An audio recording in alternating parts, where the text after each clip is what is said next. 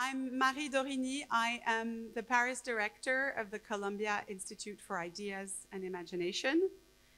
And it's a great pleasure to welcome you tonight at Art in Times of War, an evening curated by our current Institute fellow, Hiba Bou Akar. And thank you, Hiba, and Sari, and Meredith, and Andrew, Anthony, Charlotte, Sam, Arthur, Amin, James, what am I looking at?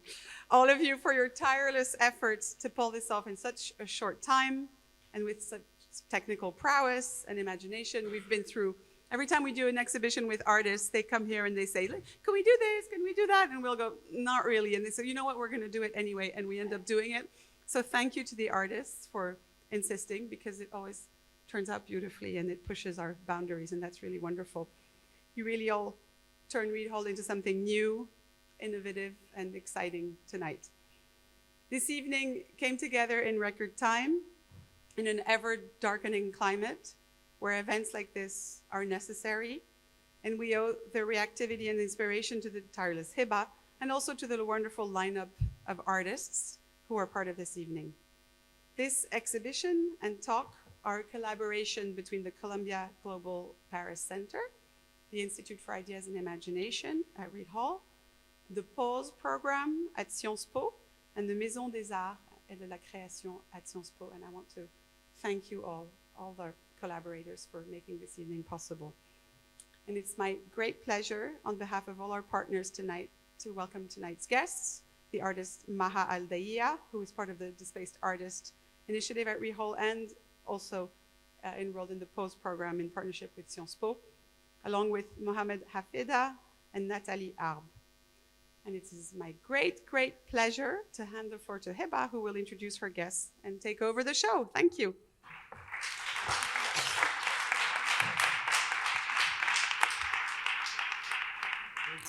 Good evening, everyone. Wow. It's not lost at me that we're coming together at an event like that at a time in which the university I teach in and I belong in is going through so much around topics of genocide, war, and crisis, and decriminalization of people who speak up. Thank you all for being here, for giving us the space to speak up about certain things that remain invisible. It's a very tough time for everyone who is dealing with this, and I know many of you in the crowd are dealing with very difficult situations, and thank you for still showing up to that. Anyways, my name is Hiba Bou Akar. I'm an associate professor at the Graduate School of Architecture and Planning and Preservation at Columbia University in New York City. This academic year, I've been lucky, very lucky, to be a fellow here at the Institute of Ideas and Imagination, which is hosting us tonight with the support of many collaborators, including the Displaced Artists Initiative at Columbia Global Center in Paris, Reed Hall here. I want to thank Sari, Meredith, James, and everyone, the film team, the IT team, and everyone who made this event beautiful. Thank you. So Maha Al-Daya is a Palestinian artist from Gaza. In addition to her painting and multidisciplinary artist practice, she's also engaged in the design and embroidery of different forms of dresses, maps, and art that try to bring the Palestinian tradition into everyday life and against the erasure of Gazan life. Her work explores themes of identity, memory, resilience, often reflecting the socio-political realities of the Palestinian life. Mohamad Hafeda is an artist, scholar, and the co-founder of Fabric, which is a non-profit collaborative platform that they do participatory art and design research projects in Lebanon and the UK. Mohamad is also an associate professor at the Bartlett School of Architecture at University College London, and he's author of the fascinating book entitled Negotiating Conflict in Lebanon, A Bordering Practice in a Divided City. And our third artist is Nathalie Harb. She's a multidisciplinary artist and designer who's based between Paris and Beirut, focused on rethinking public space in conflict-affected areas. And her work explores the notion of safe space, agency, home through collaborative interventions, installations, and it shows basically the ideas between equity, intimacy, and a sense of belonging in urban spaces. So please, I'm gonna just do a small introduction, and then we'll have questions to the artist, and then we'll open it up to the audience. So the way we conceive this event is this evening brings together the three distinguished artists, and they are all known for their insightful and impactful creative interventions in spaces of conflict and post-conflict cities. And so titling our event Art in Times of War, Threading Spaces of Displacement, Exile, and Genocide, tries to bring the work of the three artists together, and I'm hoping we can have an engaging conversation around these critical questions surrounding war, displacement, and genocide, and the role of critical art in bringing to our consciousness ways of engagement in these geographies. Through their diverse artistic practices, the three artists illuminate the profound human experiences and complex realities that are shaped by conflict and exile, memory and erasure, home and displacement, war and peace. So Maha Al-Daya confronts histories of genocide and displacement through evocative storytelling, capturing the strength and resilience embedded within the trauma of communities affected by violence. So what we saw tonight is what she presented today here around the wall, focuses specifically on Palestinian embroidery to draw over and over again maps and spaces of Gaza that have been erased, destroyed, and changed using through a genocide, using the traditional maps of different forms of stitching and Palestinian embroidery to keep an archive, basically, of a space actively being erased by war. Mohamad Hafeda basically works on issues of spatial justice and invisible borders that are created by conflict. And in one of the films you saw today, that was, he uses stitching, but basically in a different way. So in one of the films that was presented on this small screen here, titled Sewing Borders, he worked with a group of Beirut residents with different experiences of displacement.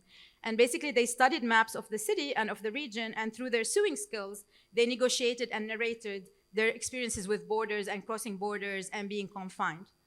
And in his other film that was presented on this screen, it's called The Time While Waiting, he worked with a group of asylum seekers and refugees over a period of three years in Wakefield, UK, to record and show evidence of their time experiences as asylum seekers while waiting to be resettled or settled in the UK.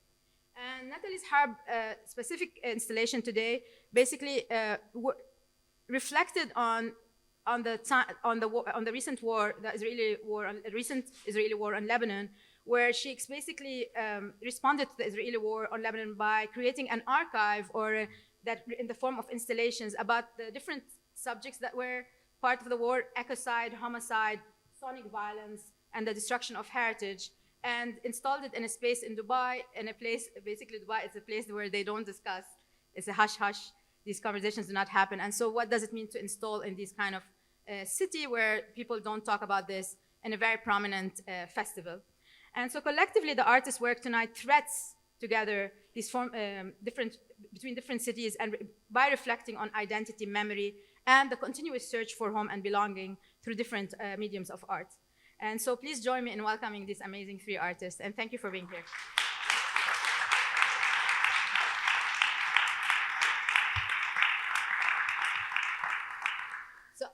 I'm going to start by asking the questions, and then I'll give it to you. So first, let's just begin by briefly introducing your artistic practices, each of your artistic practices. What generally drives your art, specifically the work you are presenting tonight?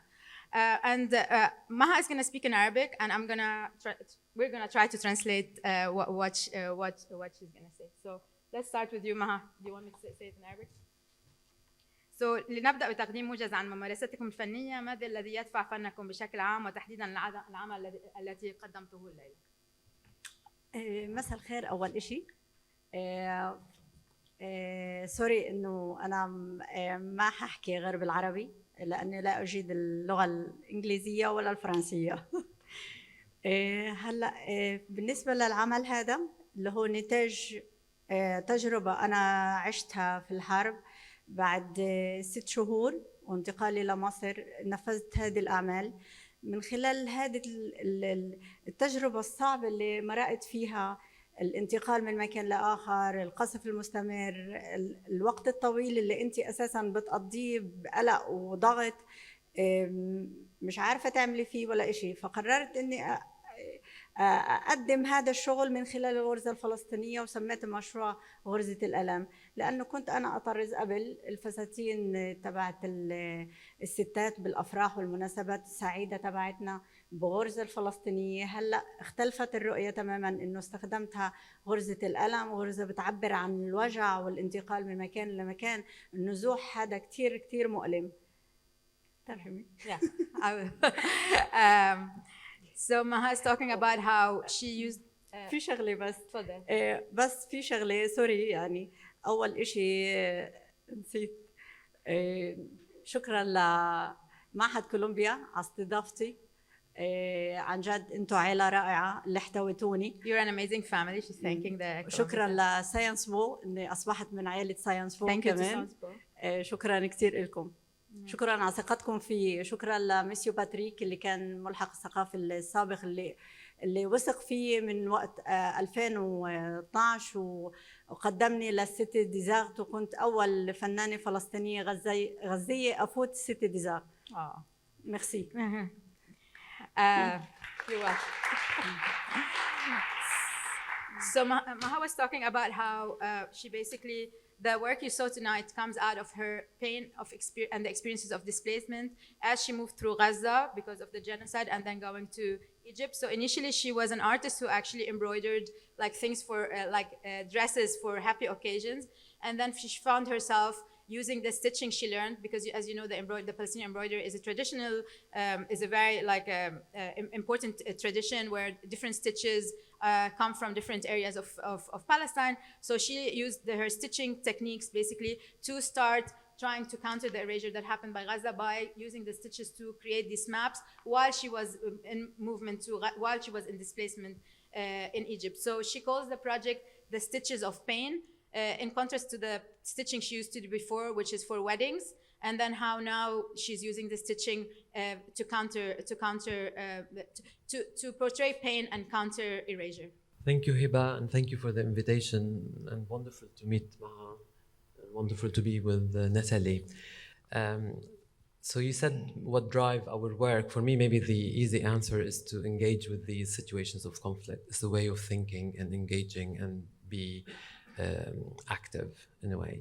But for this particular work, it's about the thinking of time as a border, because growing up in Lebanon and being part of the Middle East, we understand the speciality of borders. We think of them as space, as geography.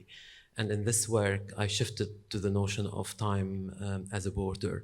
This is particularly relevant because of the recurring of wars and displacement that engulfing the Middle East, and the notion of being on hold.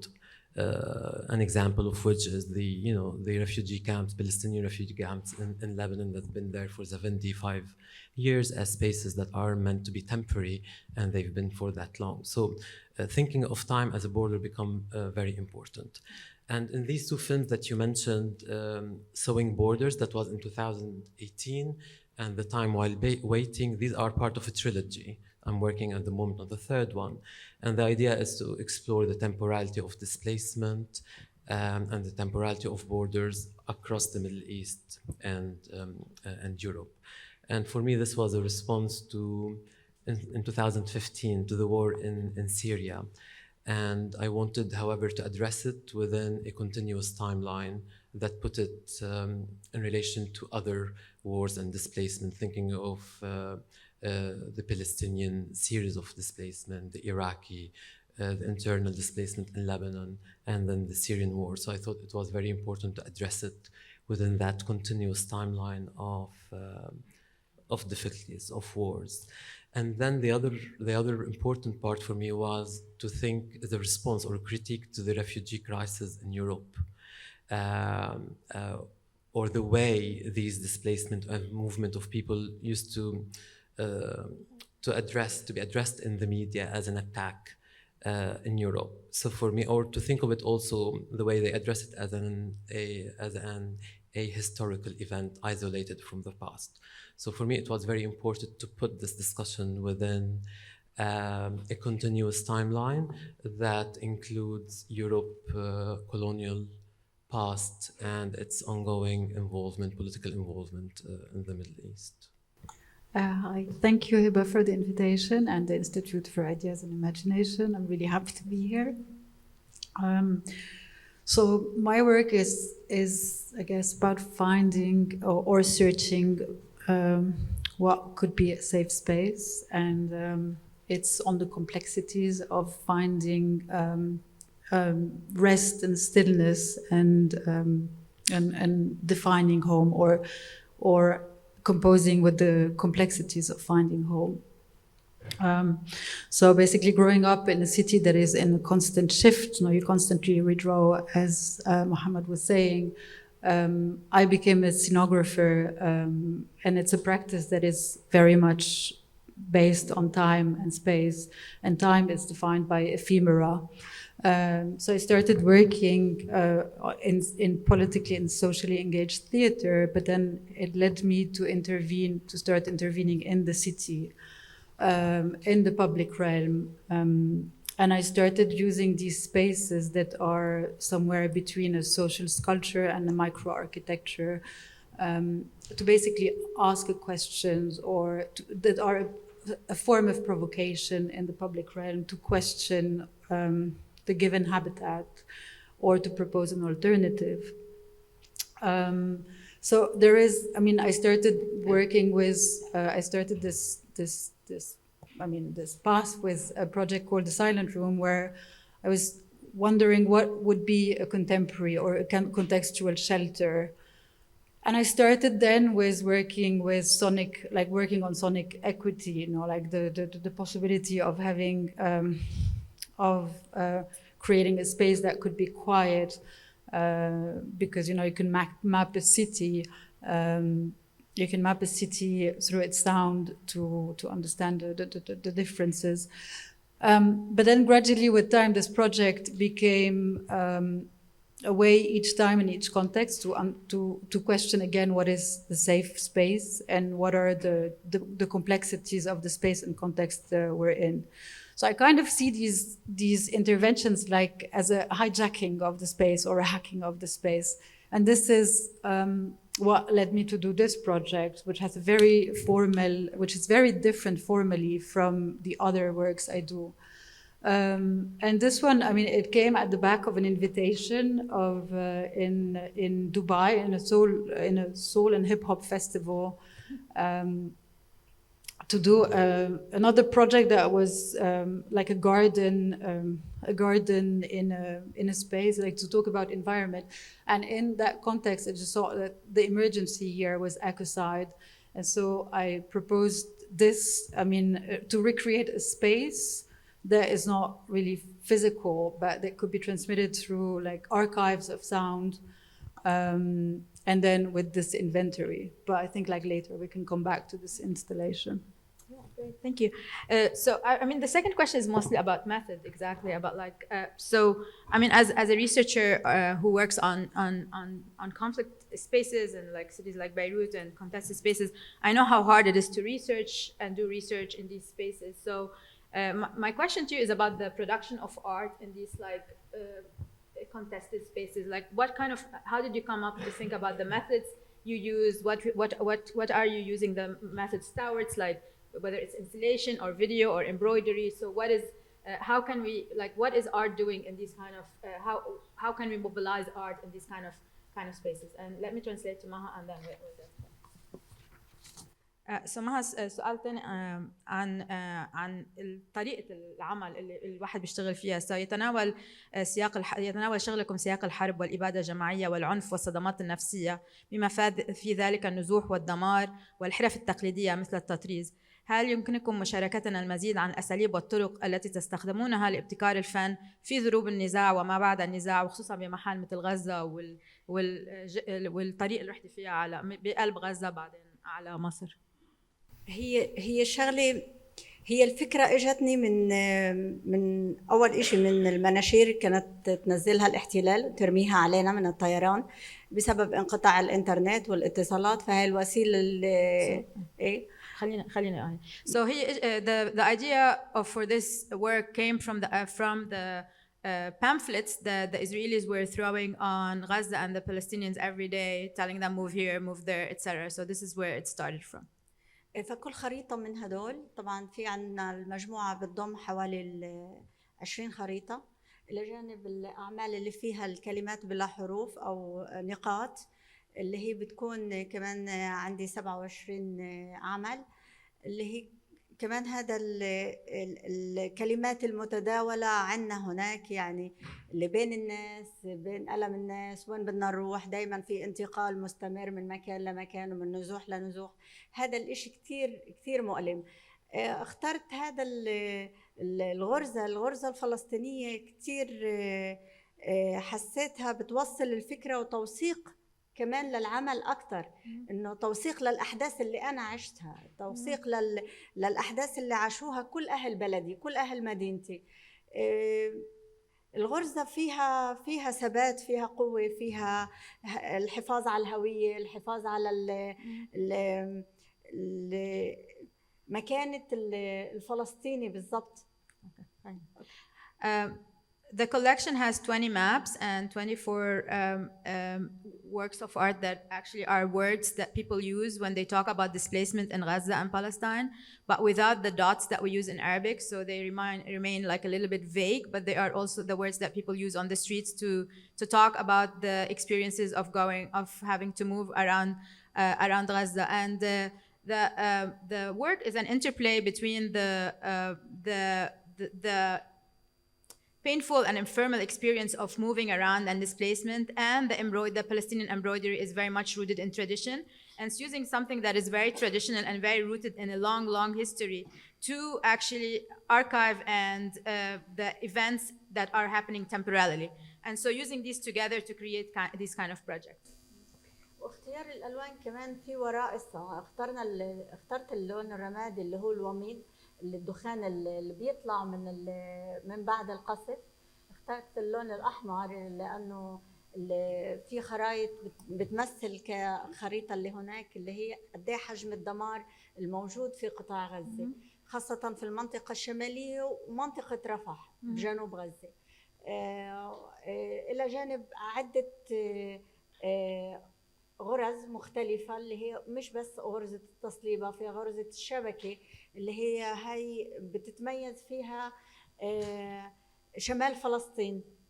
فغرزة الشبكة يعني لحتى تشوفي الشبكة العنكبوتية تبعت القطاع، تقسيم القطاع لبلوكات كمان، هذه كمان وأعطائهم أرقام بتسهل على الاحتلال رصد الناس من خلال هذه البلوكات والأرقام. كل منطقة في غزة كانت عبارة عن بلوك. يعني طب أنت بشغلك رجعتي هول البلوكس رجعتي رسمتيهم ولا رسمتهم أول وبعدين طرزت عليهم طبعا كله شغل. بس هو بلوكات اللي عملوها الإسرائيلية. أيوة. Okay. So the colors also are very important. So she uses the gray to talk about the smokes that were constantly engulfing their spaces as they experienced bombing, and the red is basically to document destructions, and the other colors were also used the darker grays were used to document the different blocks that Israelis were imposing and giving people the blocks numbers and tagging people and then using to destroy it. So the colors are also meaningful. Like for the example, that one is about the complete destruction of north of Gaza. This one eventually about the different construction all across of Gaza. So she was mapping the events as they were happening through time as well, through these threads and colors, and through different embroideries from different parts of Gaza that have also traditional meanings for Palestinians. So methodology, the method. For me, both works employ participatory method. In sewing borders, people are using their skills, the sewing skills, to stitch personal borders into maps. And in the second film, while waiting, they're also using their skill to evidence how they to record and to provide an evidence of how they spend time while they are waiting to settle in the UK and waiting for result for their asylum processes. And this idea for me, both the sewing here and the recording provide propositional methods and also methods of representation. So I want to, because the map is a document of representation about borders, so how we can change it. So in a way, it gives the participant, the protagonist, tools of action, tools of change, so they can intervene on the maps. So for me, these are very much productive tools to produce self-representations and to produce a counter-narrative to what the map tells, or what the legal document, for example, says how things would go. So they provide a counter-narrative to the map and a counter legal evidence. Yeah, I think it's fascinating in your work how you just provide the legal document or the top-down document, which is like the official map or the legal document of the UK immigration offices, and then through participatory work, people start like working with these maps, sewing over them, like how our borders are different for them. Some borders are meaningful, some borders are not meaningful. How do they actually, these legal practices are actually practiced? Because having document is very different than what's going on. I mean, we're seeing it right now in the US. Having a law is not necessarily how it's being acted, or how the experience is being shaped. So then how people play with these ideas. It is very much about the lived experience, or the implication of these documents and how they are lived. And in a way, put them next to each other, one start to form kind of to expose, but also maybe to resist that legal document by providing how it is lived. So there is the institutional time or the legal time in this work versus the lived time of the protagonist or the participants. So the idea of self-representation become very important. The idea of counter-narratives, how we can produce counter-narratives through these processes and methodologies, very much important, and the idea of participation. I guess that I respond each time, to these moments of violence or conflict with the need to collaborate, and with the collective presence. So I create spaces where we can be with others. I mean, which are devising ways of being with others, but.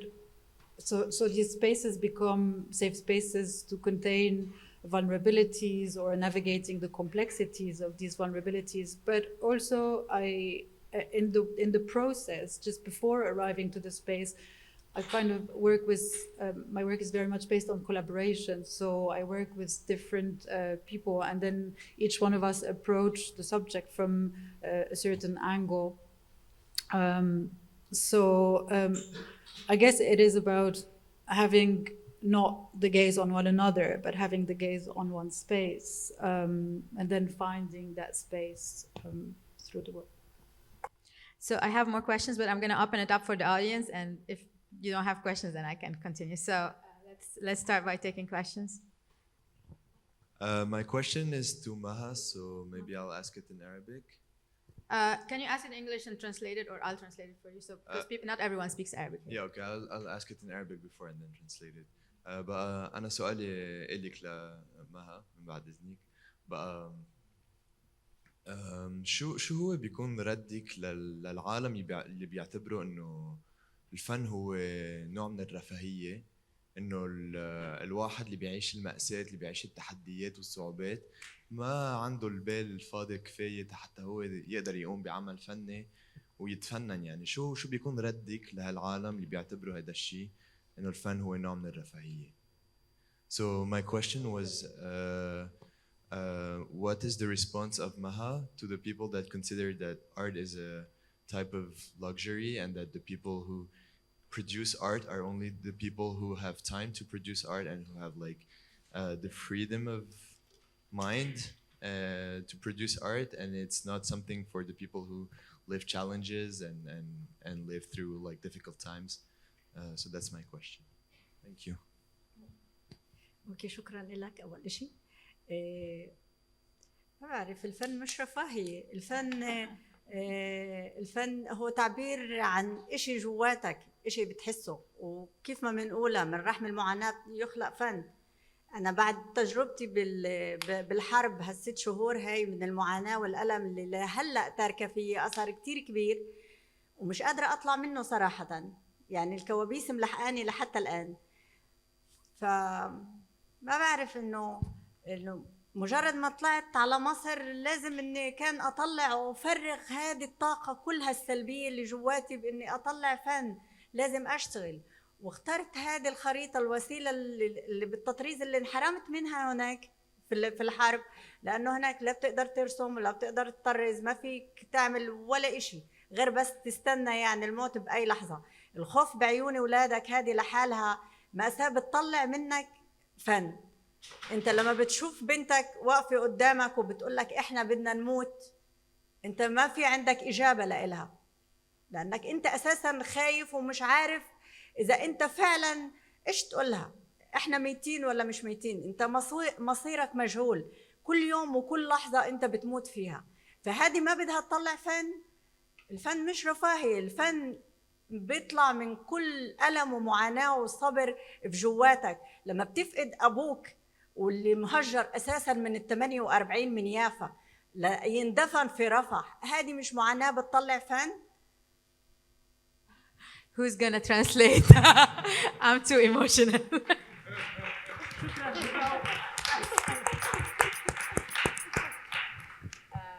Okay.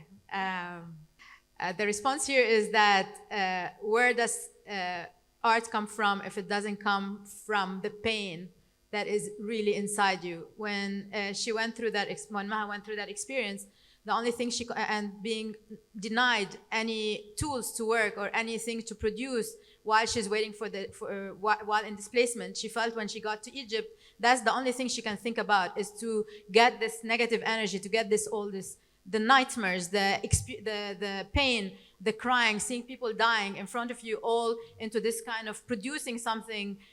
Like she felt like she needed to get to work.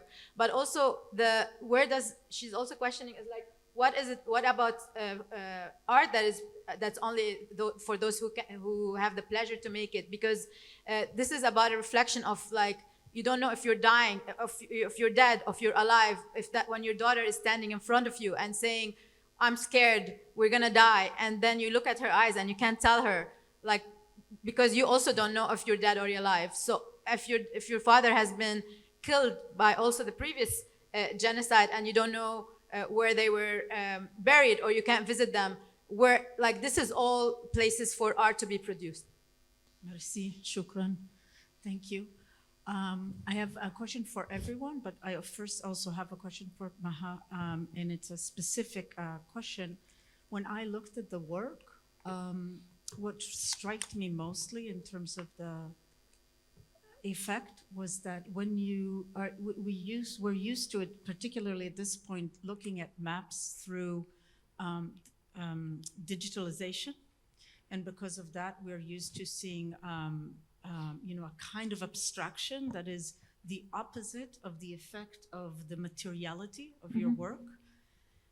So I wanted to just hear something about that because it's striking. It's I know that and you spoke very emotionally about the political and pain that is in this, but the outcome is also profoundly moving as art, and especially for me at least, because it's a kind of an interesting playment between the flatness of maps and the materiality of the material. And then if I may, just for the others, open up and just ask all of this, this exhibition for me was so fulfilling. I felt that it would require many, many more hours for me, because it's not something that you can view like this. So if you could say something, not perhaps about the making of art, but the kind of demand that political art of this sort actually demands of viewers. It's a commitment, right? So if you could say something, and thank you so much for this remarkable exhibition. عم تسأل عن الفلاتنس اوف يعني الديجيتال اللي كانوا يبعتوه مثلا let's say الإسرائيلية لما تكون ديجيتال وبيكسلايزد، عرفت هيك بتكون كيف على الشاشه بتكون الخريطه، وانت كيف رجعتي عملتيها بالخيط، وهل هالتلاعب بين التطريز هالخرايط اللي كانت هي عم بزتون عليكم بالمناشير اللي هي معموله على الكمبيوتر يعني، وكيف انت بتحسي انه كيف بتفكري فيه بين هذا الشغل اللي هو كتير اخذ وقت وبين هداك اللي كان على الكمبيوتر عم ينعمل؟ هن قصة الاختلاف انه هناك كانوا يعملوها على الكمبيوتر كتير سهلة، وكانوا يرموها من الطيران، فالولاد صغار يطلعوا يركضوا يجيبوها يعني. فاحنا نشوف وين وايش فيها هذه الورقة، لانه انت لازم ترصدي الحركة اليومية، انه هل هذا المكان مستهدف عشان تقدري تنتقلي لمكان تاني. هذه اولا. ثانيا انه الاولاد الصغار كانوا يلعبوا فيها وياخذوها على حرق الاكل، يعني هذه فرصه نلاقي ورق نولعه لنطبخ عليه يعني. هذه شغله. والشغله الثانيه انه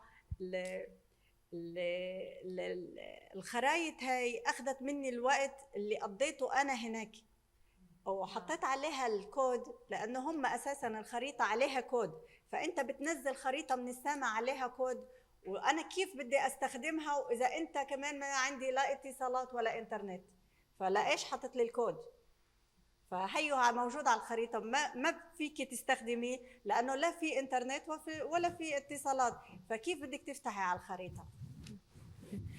So I'll just translate. So it's basically the maps is in contrast to the maps that the Israelis were throwing out of the planes, and they were basically throwing them out of planes to these spaces where the kids were playing, and the kids will just run and just start upping them, and the parents will run and see what is it on them, because you have to always be very following exactly what's happening to know where you're gonna go and where you're gonna run and stuff. So you need to know what they're throwing at you. But at the same time, like it was godsend in some ways, because that was the only way they can put like fire, use them to cook. And so they will get these and then look at the maps and then use them to cook food, because that was one of the sources for heat. But at the same time, it was ridiculous that they were putting these barcodes that she reproduces here, because no one had the internet or the 3G or the electricity to actually see what's in the barcode. So they were basically throwing these digitized images, and then she translated that to mark the time she passed as she was spending it in Egypt, waiting to come here. So that these maps mark the time of translating these digitized images to time and displacement. That was beautiful. Yeah, I agree with you. It's an opportunity. When we were planning the event for tonight, we thought would be wonderful to have a discussion in the presence of the work rather than in the absence, because we produce work and then we're constantly talking about it. So like now we're in front of Maha's work, and you kind of, you have these works has presence and we can talk about them. And now the videos are off, but they were in a way in the space, and we live with them. We have this bodily kind of experience. And I agree with you, they are demanding, particularly these types of work that is not just about viewing and about emotion, but in my case and also in Nathalie's case in this time, it's very much research-based work that would require engagement, require sitting and spending time. And it is perhaps complex, but it is as complex as the situations that it's trying to address and engage with.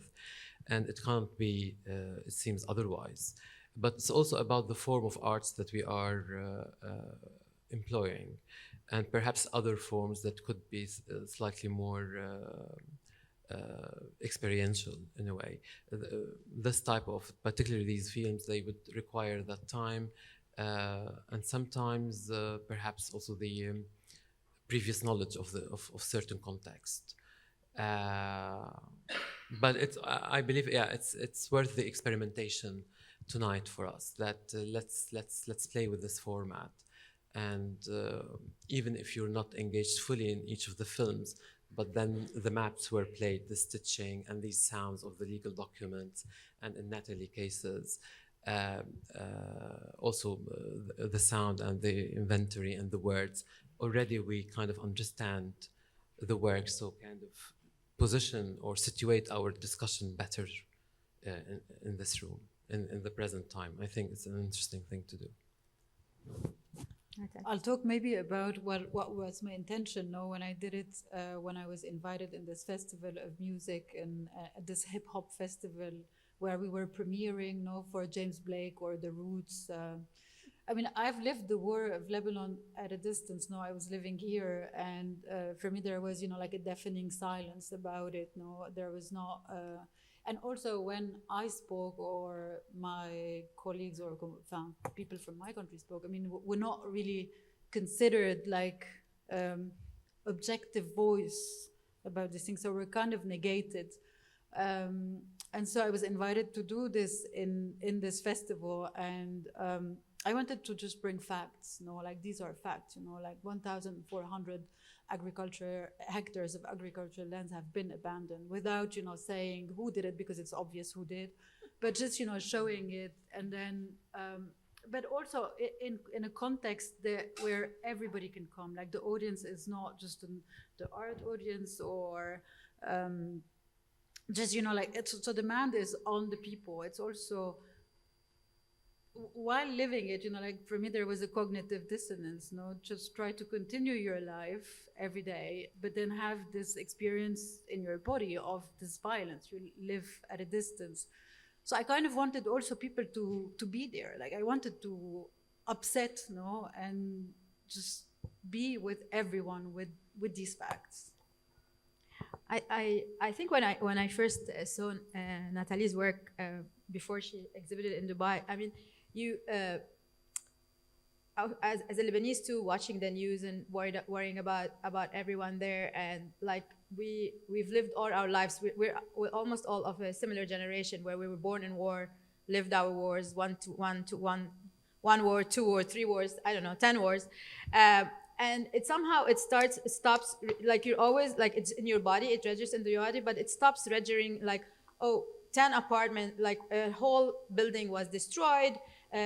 Like Baalbek is being threatened, like which is our like pride of heritage, and they don't register. And then I saw her work, and I was like, what is the when you say one house was destroyed in like the southern suburbs of Beirut, and then you start saying, there are tables, there's family portraits, like just listing all the objects that will lose by like just bombing one apartment, and you suddenly it was like, all these things are gonna be lost, all the everyday lives that are gonna be lost, that you stop seeing, and the world stops seeing when you say, this was bombed. You're just like, it's just not me, or it's not this neighborhood. So you stop seeing it. Same with Baalbek. I was like, we were all like, on our like the edge of our seat is like, are they gonna really dare to destroy Baalbek, which is a World Heritage Site?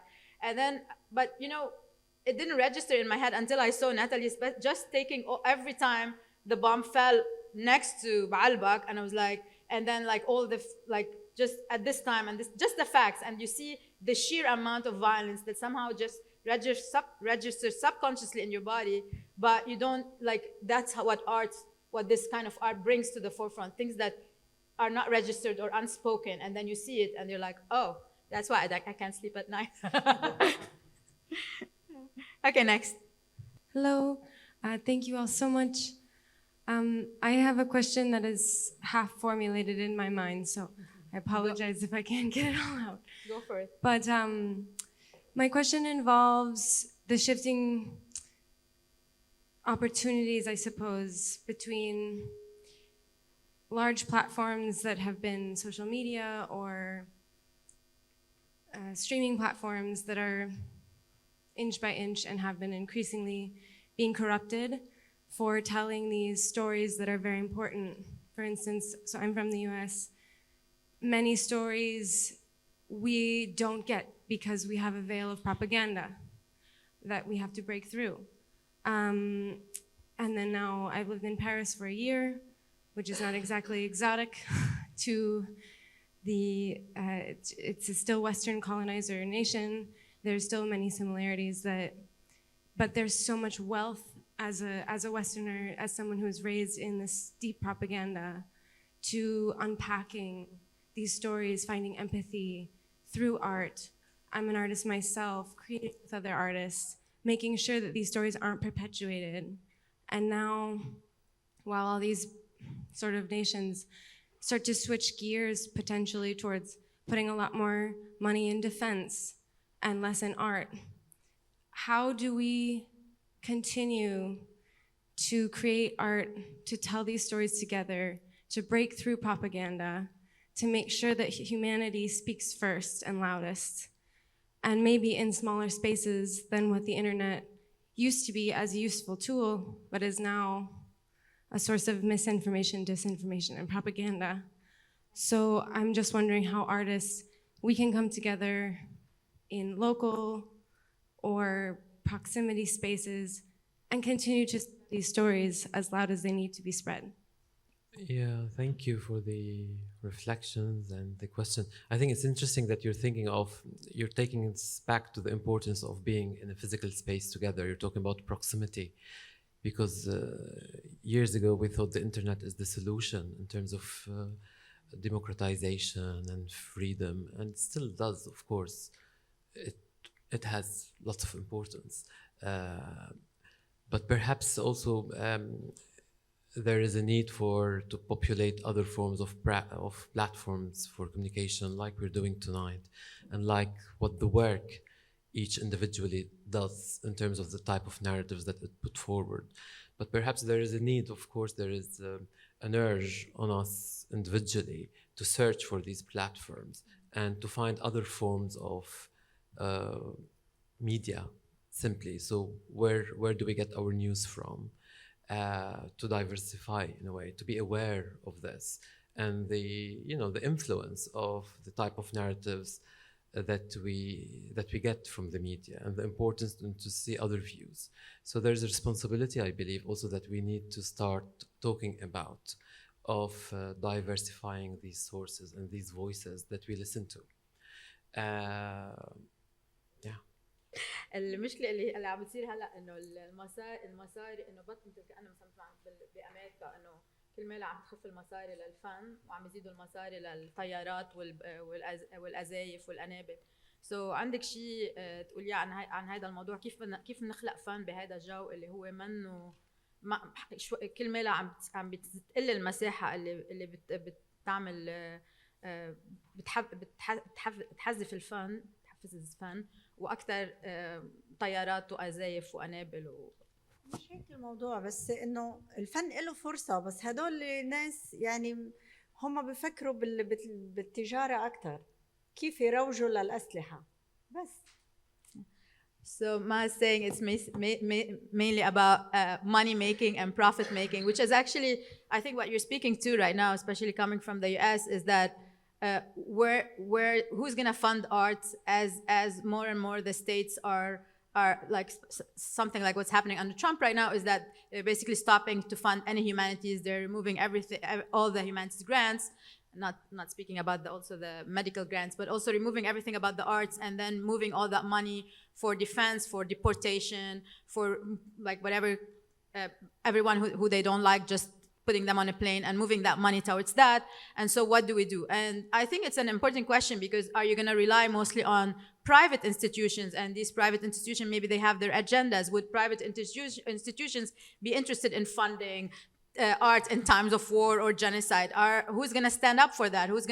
And I think we are at a moment of crisis, and we see it in like people who are trying. I'm sure there are many artists in this room. As you try to find funding for your projects, where do you look? Who's going to support you? It's a continuous hustle to try to do that. And I don't know, we're now at a worse moment as like. So it's a valid question. I don't know where the answer comes from, except that maybe trying to find alternative ways of doing it. But I'm not sure how. I'm not an artist, so I can't. I mean, it's a struggle. Yeah. It's a struggle. I think everyone agrees it's a struggle. إنه الواحد يخلق الفن قد إيه بده يعاني تجيب مصاري ويعمل شغله، وكل ما له عم بخف هالمصادر. So is there something that you would like to reflect on? ما في شيء بدك تزيديه على الموضوع؟ I have other questions we can ask، بس في شيء بدك تزيديه على الموضوع، أو في شيء بدك تقوليه ما نسأل عنه بعد؟ بس بتمنى إنه شكرا كثير لك، غلبناك اليوم في الترجمة. بس بتمنى انه في يوم اجتماع في بنتي اللي اساسا كمان فترة الحرب كمان اثرت كثير فيها وفيي، إنه ما في اتصالات. وين بنتك؟ بنتي بتدرس بتركيا تاريخ فن، وللأسف ظروف غزة زي كيف ما باريس هان كل شيء ديفيسيل يعني. غزة إنه كمان ما بتقدر تيجي لأنه المعابر مسكرة كل يوم. إذا إجت بتقدر تطلع بدها تنسيق، إذا كمان فاتت غزة ممكن يصير حرب، فهذه لحالها قصة ثانية. هان في باريس للأسف إنه كمان ديفيسيل، كل شيء ديفيسيل. So she's Maha saying that she hopes at least one day she will be able to see her daughter, because her daughter studies art history in Turkey, and she wasn't able to go see her much when she was in Gaza because of all the checkpoints and the inability to get into Gaza, and now she's in Paris and the difficulty of doing that. So this is but at least her hopes, yeah. Anything you want to add? I mean, I have one question here that I think is important, like about how does the artistic world like shows or reveals what's hidden, what's unspoken? Because I mean, there's the media that we're talking about, but it's corrupted. There is social media that I think there's the TikTok generation, like TikTok helped maybe Gen Z be able to be aware of what's going in Gaza. But they're all somehow funded by certain people, like they have their own agendas, etc. So how can we think about art and the production of art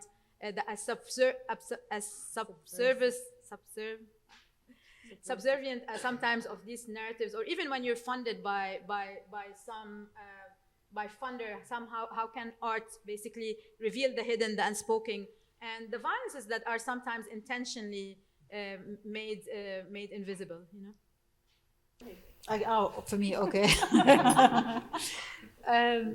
Well, I guess it's, I mean, in each context, you know, we try to respond to this. So, for example, once we did, like, I mean, earlier this year, we did one silent room that had the typology of a tent, and then as soon as it was out, you know, like, it was the day after the massacre of the tents, and I couldn't get myself to put this image. But then we immediately addressed it by doing, you know, at the opening, you know, like creating a talk with Ammar Azouz, who was talking about domicide. So this was in the UK, like we did the silent room in the UK, and I was always at that point wondering, why am I going there to create a safe space? No, I mean, so we addressed that subject there in this way. But then with this one, I think, you know, like it's kind of working, contouring censorship by saying it without saying it. And I think, yeah, I mean, in each context or circumstances, there is a new methodology or a new strategy to contour it and to say it, or to say their name. And maybe you can speak a little bit about like the collaboration with the artist Yumna. With Yumna. About like how did you use the archive of music to come with the inventory that you created. So I mean, during the war, we would meet a lot with Yumna, and I think like we both were fearing like a future erasure, you know, of our country or of our land, and we were thinking of the necessity to archive, you know, or to keep records. And so when I got this invitation, I just thought, okay, like I would love to do this platform for a resonating soil, you know, whether it is in Lebanon or Palestine or Sudan. And then we just thought, okay, but we didn't want to record.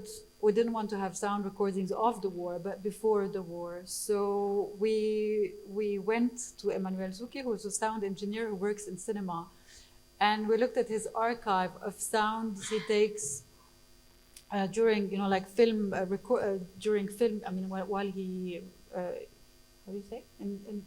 During the filmmaking, no. And so at the end of a scene, there is always the sound he recorded that is the silence of reference, or the sound of ambiance. And so we took all of these sounds, and then Yumna composed with them. And then I responded with the inventory. And I think like the inventory, I divided it in a way that was a bodily response to that war, like how I experienced every region. I mean, South for me was this land, and it was this incredible biodiversity, and Baalbek was the landmark, while Beirut was the home, and Tyr was the sensorial place. So we kind of divided it in this way and created this inventory. Yeah, that's great. And Mohamad, I'm actually curious about how do you find your subjects? Like, how do you find which asylum seekers you work with? How do you find, like, how did you work with, like, how do you, like, it's participatory, but then how does, as an artist, how do you decide who to work with, whose story to tell, what kind of narrative to share? Well, in my work, usually I try to build a community of people that I work with, or a network that introduce me to people, and I do lots of meetings in a way to connect with the subjects, the people I work with. Yeah, it depends on that perhaps personal connection sometimes too, that reciprocal process of them also accepting to be part or to accept my invitation. So there's this level of connection that is built. But I also, throughout my work, I had different kind of dynamic, in terms of social dynamic with the people I work with. Lots of the work sometimes I do is about one encounter, whereas other projects build up over time. Like the community in Wakefield, I'm still working with them now. I'm producing a third project, and I met them the first time in 2018, and now 2025. They're still seeking asylum? And many of them actually got their settled paper, which is two lovely stories from that film by the time it's made till now. So there are some good stories. So they are building kind of trust in a way, but it's a you know, a personal relationship and interaction that does require trust. In Sewing Borders it was slightly different. It's through a network of people that I know who introduced me, and again they accept to be part, but I didn't build that much relationship. Whereas in other previous projects, particularly when I used to work in Palestinian refugee camps, again we worked with the same community of families over 3 to 5 years, and even I met them 10 years after too, in a way, through Facebook and through other but always through local NGOs, cultural institutions that introduced me to certain people, and family network. Thank you so much, everyone. Thank you for giving us the space. Thank you for being here. These are difficult subjects. I hope it will continue to have these kind of spaces despite the erasure and the intentional erasure of the artistic spaces themselves. And I hope you continue to follow the work of these amazing artists. And thank you for being here. Good night.